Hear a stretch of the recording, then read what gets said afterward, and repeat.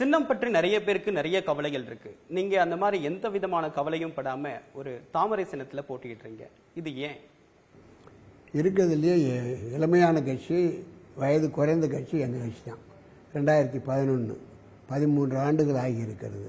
இந்த 13 ஆண்டுகளில் கட்சி எந்த அளவுக்கு வளர்ந்திருக்கிறது.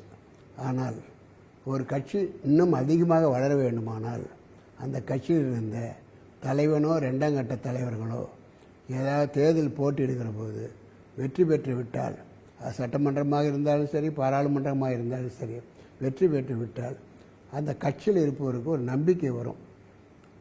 ஆமாம், இப்போ நம்ம எம்பி ஆகிற அளவுக்கு கட்சி வளர்ந்துருக்கிறது. அது அடையாளத்தை இன்னும் மேலும் கூட்டு செய்யும். அதற்காகத்தான் நாங்கள் போட்டிடுறோம். தாமரை, உதயசூரியன் சின்னம், மீண்டும் தாமரை, இப்படி வெவ்வேறு கட்சி சின்னத்தில் போட்டியிடல ஒரு தயக்கம் இல்லையா? தயக்கமே இல்லை. எங்கள் கொள்கை அடிப்படையில் பிஜேபி கொள்கையும் எங்கள் கட்சி கொள்கையும் 100க்கு 100 ஒரே மாதிரி தான். நான் அன்றைக்கு என் கட்சியோட கொள்கை இந்திய ஜனநாயக கட்சி. இந்தியாவில் ஜனநாயகம் இல்லை, அதை இப்போ நிச்சயமாக மீட்டெடுக்க வேண்டும். குடும்ப ஆட்சி அதிகரித்து வருகிறது. தமிழ்நாட்டில் மட்டுமல்ல, இந்தியாவில் அதிகரித்து வருகிறது. ஊழல் ஒழிய வேண்டும், லஞ்சத்தை ஒழிக்க வேண்டும் என்ற 2 கருத்துக்களை முன்னெடுத்து தான் நான் செஞ்சேன்.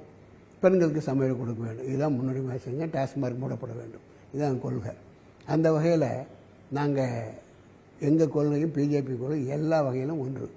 அது ஒரு தேசிய கட்சி. என்னுடைய பார்வை தேசிய பார்வை.